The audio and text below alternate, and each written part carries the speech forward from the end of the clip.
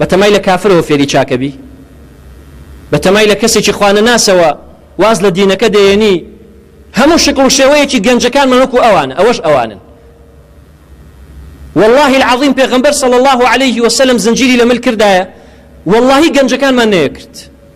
والله ئەگەر بازنی لە دەست کردایە عومەری کوڕی خەتاب والله نەدەکرد بابە عیبە چۆن شتی وابێ بزانە پیغمبر صلى الله عليه وسلم ڕیشی هێشتۆ کەس هێڵێتەوە